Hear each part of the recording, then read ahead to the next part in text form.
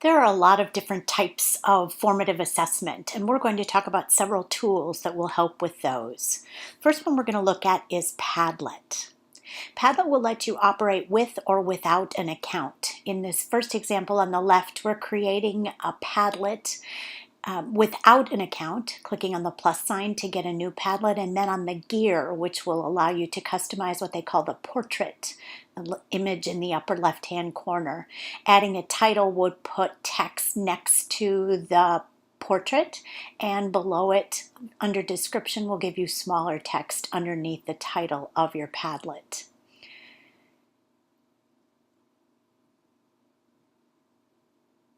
You share that Padlet with your students with a link. So if you click down on the address link, it will give you the link in the URL box or right there on the right. If you copy and paste that into a browser, the students can see the Padlet that you're asking them to contribute to. You can give them links in other ways, put it on a desktop, email it, but they have to have the link to your Padlet to contribute. And then the top line will be the larger red font. You can have them put their name there, or they can remain anonymous. And then they enter the content you're asking them to contribute. One of the advantages of Padlet, especially in our day and age of citing evidence with Common Core standards, is that it will let you attach something to your post. So in this case, we're going to go ahead and attach an image, and you can do that with a URL from a browser, also with a webcam, or you can actually just upload the photo, which is what we're doing here. It'll give you a preview of what that photo will look like when you click OK. It attaches to the post. And then over on the left, you'll see the teacher view of it. As the browser's refreshed, the students' contributions will appear. So let's take a look at it with an actual teacher account. So when you log into Padlet, it gives you several advantages. The first is that it allows you to save all of your Padlets as well as the results. So as you log in, you'll see the list of Padlets that have been created in this account, and you can then create a new Padlet. And this time, customizing the wall the same way, creating a Padlet. Same gear over on the right will allow us to add a portrait and a title. This time we want to change the wallpaper. So we're going to go to the wallpaper link and create a new wallpaper. Add a description underneath the title, and this time we're going to adjust the link. The address we can now create because we're in our own account, so you can pick it. And all of my Padlets will come up as padlet.com/Lynn, Illinois, and then whatever you name your Padlet. And the kids in this case were able to access it with padlet.com, Lynn, Illinois/math. And again, they can add to the content. It shows up on the right. Lots of ways to share a Padlet. If you go up to the share, you can see that you can save it as a PDF, an image. You can embed it. You can lead to it with a QR code. Lots of different ways to share Padlets. Poll Everywhere is the next tool that we're going to look at, and that's at polleverywhere.com. This is another one where you can go in either with or without an account. We're creating a new Poll Everywhere with no account, and as soon as you open it, what comes up is your opportunity to enter a question into the dialog box. There are several different types of questions that you can add, as you see below: multiple choice, open-ended, brainstorming, or actually a clickable image with hotspots. On the right, you can see that there is a camera option, so your answer choices can be images as well. When you click Create, the poll comes up and gives you the information about how your participants can access it. First thing that you have to do is activate the poll with the icon on the right, and then you can see that they can respond at pollev.com/socialtundra175, and that's what's assigned because you don't have an account. And they then go to that website and the question will come up on their desktop. What you're seeing on the right is the kids, what they'll see on their computer. And you can see on the left in real time the answers come up. Let's create a poll this time with open-ended response. You have several options for how to display open-ended responses. If you click on it, you'll see text walls, word clouds, clusters, or ticker tape. And we've actually created a text wall here. So we again activate the poll, and the kids will see on the right what the open response question is. They enter it in, and you can see it then appear when they submit on the teacher's screen. You can also contribute by texting. This second response was created with a text to 22333, and they text the word Social Tundra 175 with a space, and then their response, press enter, and it will show up just like the regular responses do. Under response settings on the right, you can change the number of responses that they can make to as many as you want. So in this case, you can see on the right the student submitting several different responses, and they're all starting to appear on the left. And then we can see what it'll look like if you change how it appears. So we're going to change it to a word cloud, and then you can see the responses, same responses we saw before, coming out in a word cloud. If you do log into Poll Everywhere, the advantage that you have is that, just like in Padlet, it actually saves your previous polls. So the first thing that will come up is the poll that's open. We're going to go ahead and go to our polls, My Polls, over on the upper left, and this is the list of polls that I've created in my account. You can see over on the right whether or not they've been given, whether there are responses. You can edit them, you can copy them. I'm going to go ahead and create another poll here so that you can see how it appears inside of a saved account. I'm using a multiple choice question here, and create, and this time you can see that my account address appears as where they're going to respond. So pollev.com/lynburdick959 will be where they go to respond to all of my polls. By the same token, they can text to 37607, and they text the word Lynn Burdick 959 with a space and then the response, and they'll be able to create or submit their responses. I'm changing again so that we can respond several times, so you can see in real time how these responses change the graph, so the kids can watch this as it creates different graphs, or you can hide it. But this gives you your feedback in real time.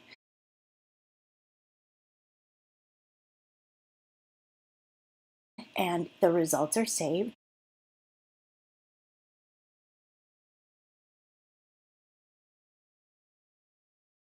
When it comes up, those results will remain there until you clear them off. Clicking over on the right on the Present tab, you can see that you can use a presenter app, which will allow you to embed polls right into PowerPoint. When you click on Share, you can also see how they're able to embed the polls.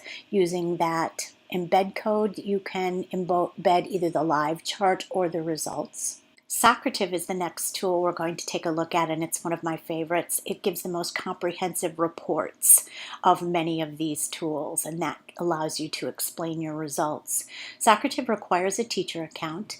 You enter in your login and your password, and it will come up into the room number that's assigned to you. You can see the room number at the top. In the upper left corner, we're going to click on Manage Quizzes and then Create a Quiz. Type in the name of your quiz and the type of question that you're going to add, and then the dialog box comes up for you to be able to enter your question stem and all of the answer responses.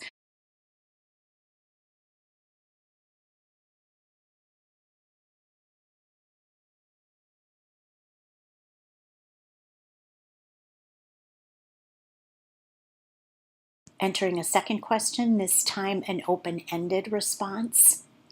You click the Save button for each question and then add another item. This last one will be a true-false, and then we'll have a 3-question quiz that we can share.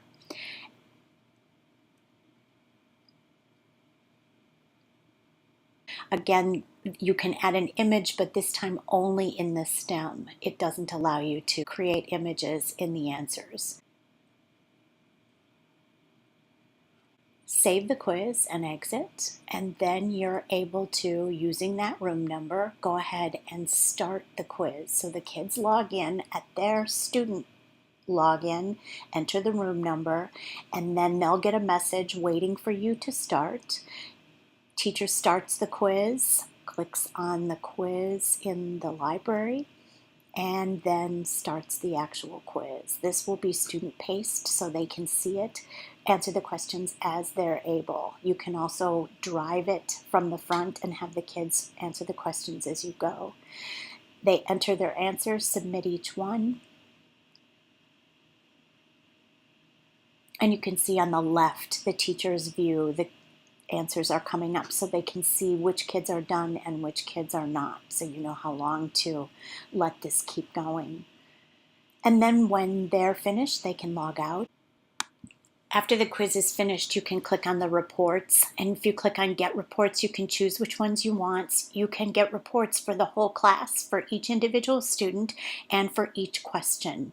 So it will download as a zip file, and when you open up the folder, you can first get a class report, and each of the kids' names will appear, as well as color-coded answers on whether or not they got it correct. Green for correct, red for incorrect.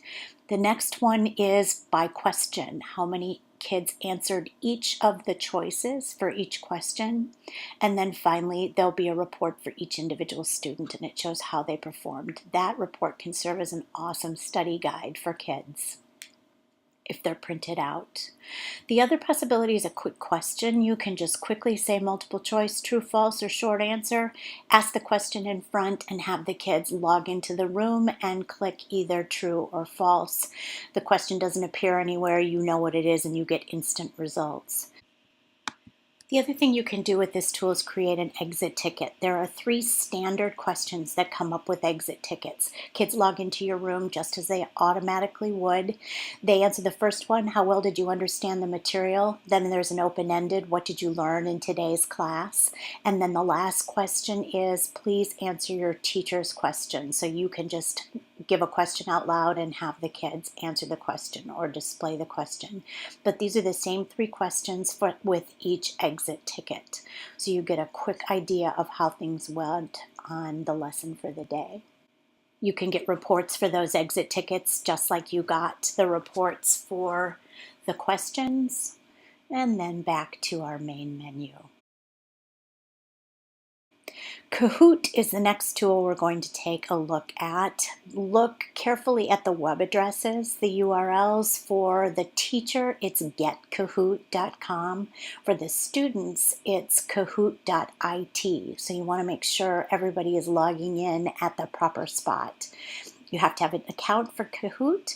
You can create quizzes, discussions, or surveys.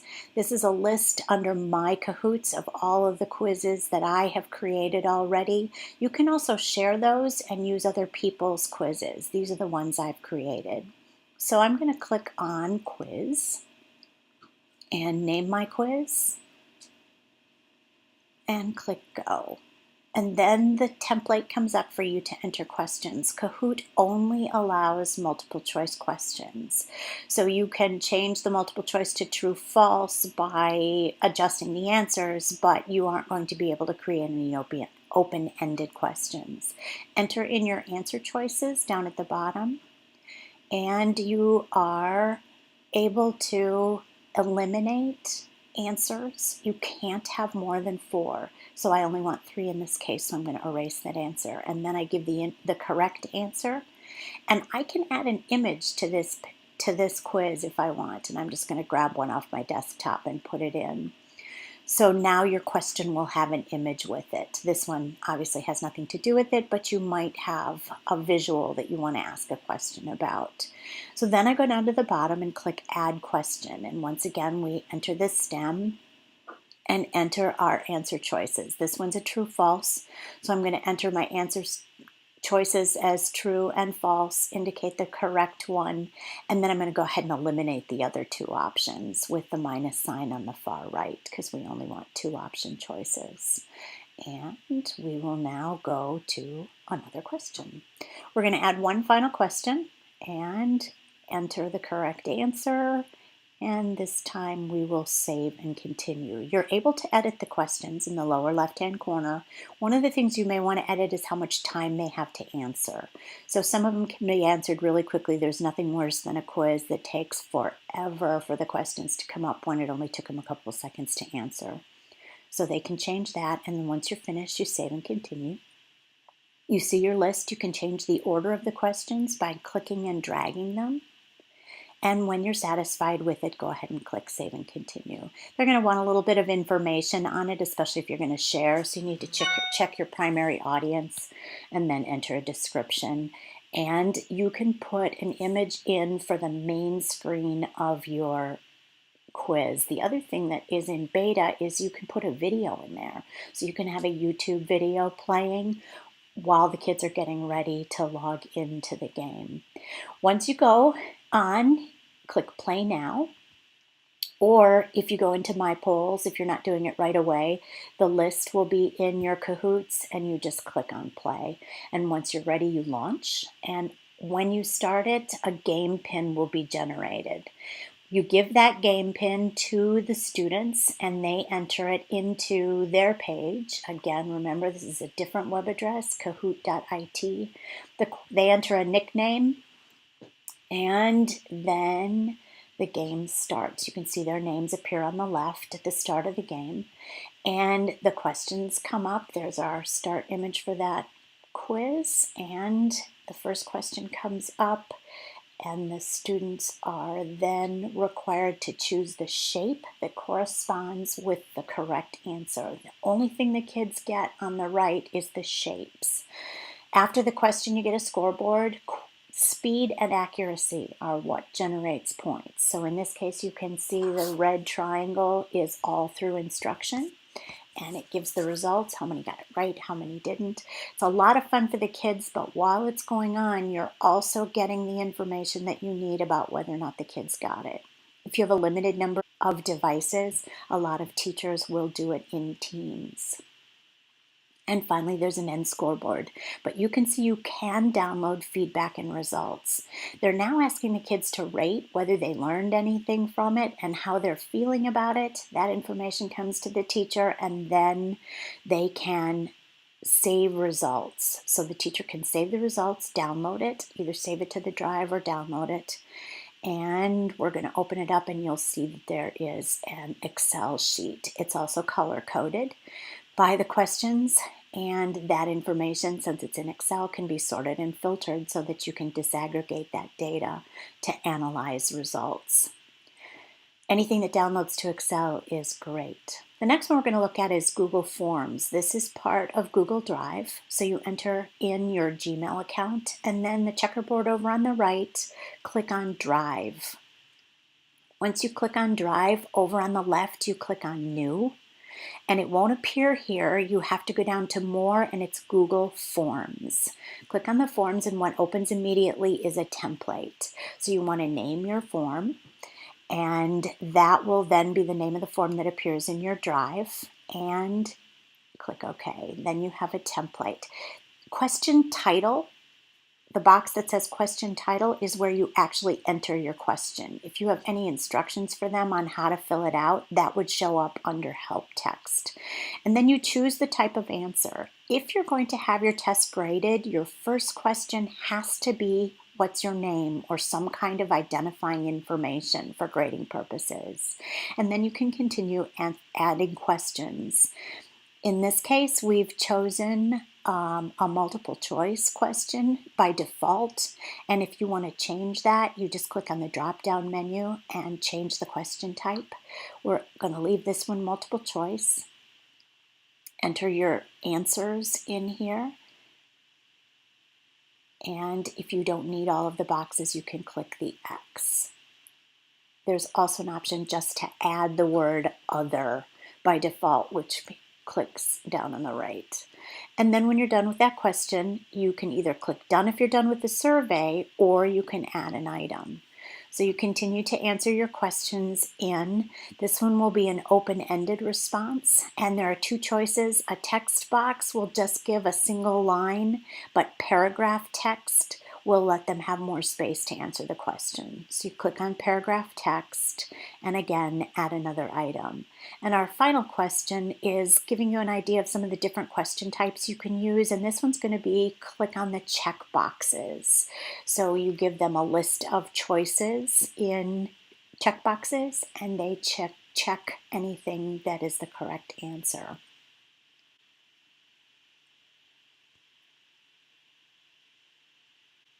Once you've finished creating the quiz, you click Done.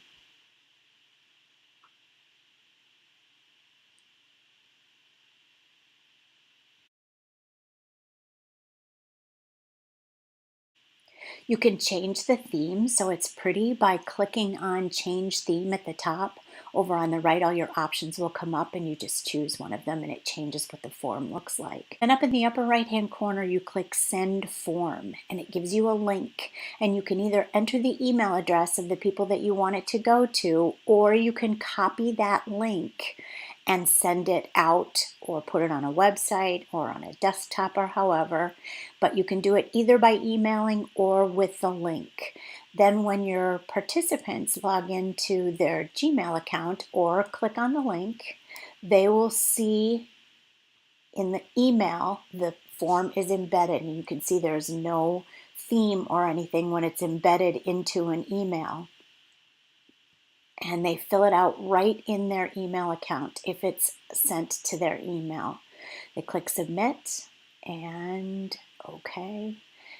If you want to see how it's done with the actual web link, click on the link and enter the URL, and then you get the pretty form and they enter the same information.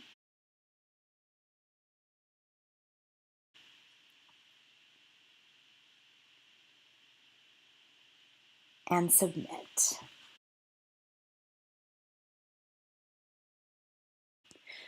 When all the submissions are complete, go back into your Google Drive and the results of this will show up as a Google Sheets form, which is like Excel, and what it has is all of the responses from this particular survey. So if you look, you can see the name, the answers to each of the questions in each of the columns.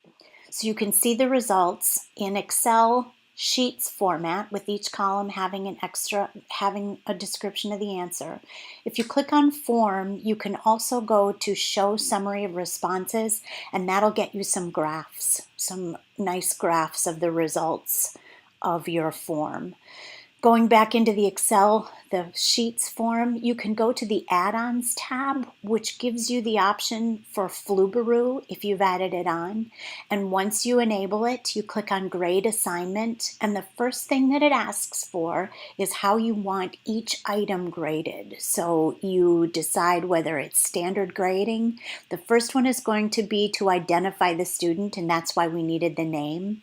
And then the normal grading, or the third choice besides normal grading is a new option, and that is an open response. So that's going to be graded by hand. So you can choose either normal grading or graded by hand. Then you click continue.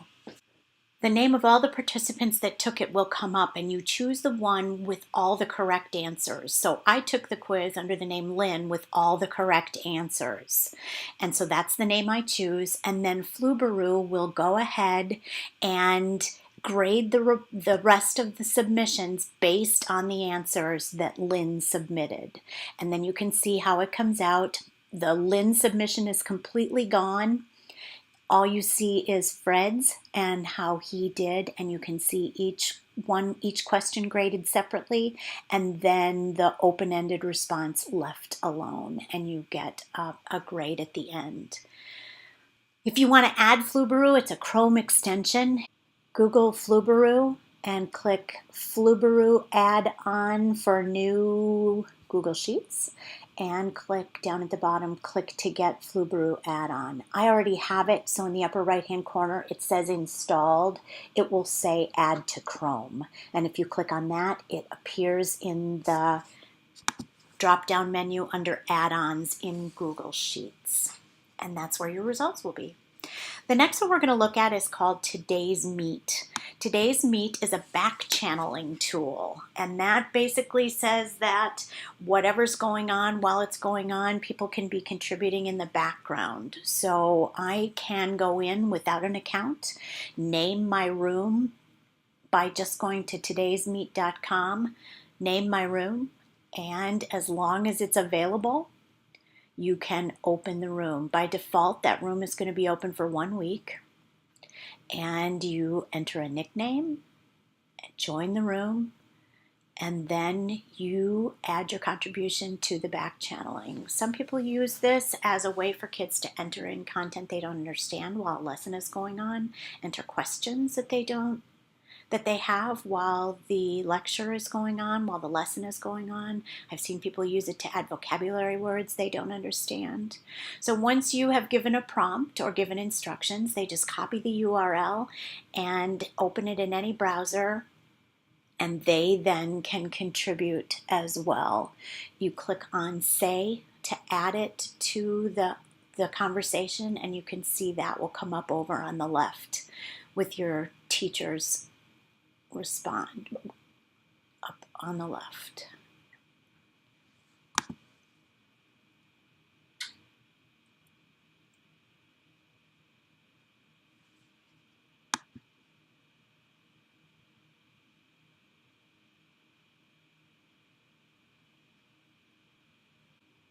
Once everyone has contributed, go ahead and click on Room Tools in the lower left corner, and you can see the options for projecting it, for getting a QR code for kids to join using a QR code instead of the URL.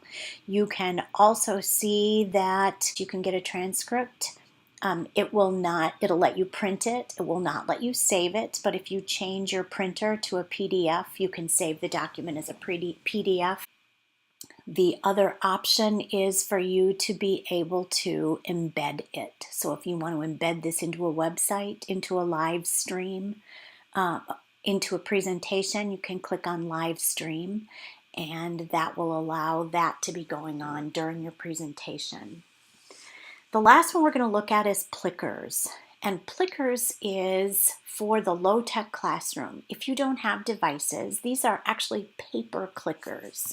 So what you do is you print out a set of Plicker cards, and each card has an A, B, C, or D arranged around the edges of it. If the student thinks the correct answer is A, they leave the A at the top. If they think it's B, they turn the paper so that the B is at the top. And the teacher uses an iPad to go around and scan the answers. So let's look at what this looks like when you log in. When you log in with your username and password for your free account, you are brought to your classes, and you can add a new class in. I already have a class, so I'm going to go ahead and use the demo class. When you open it up, you can see the names of each student and which Plicker card they're assigned to. Let's go into the library. The library is where all of the questions are that have been created. And you can click on New Question and go ahead and enter the STEM in. When the question has been answered in, you go down and you can see that your options are multiple choice or true false. With multiple choice, you have 4 options, and you can click on the X to the left of the option if you don't want all 4, or you can enter all 4 in. And once those have all been entered in, you click Save. Don't forget to enter your correct answer. Put a check mark by your correct answer. And then you can see that it appears in your list of library questions, and you can right then add it to the queue, or you can actually collapse it and not use it. The chart in the middle, icon in the middle, is to clear all the results from it so you can add it again. In this case, we're going to add this last question to the queue, and you pick which class you want to add it to. I'm adding it to the demo class, and now I'm going to the live view. So over on the right, you're going to see the live view of the iPad.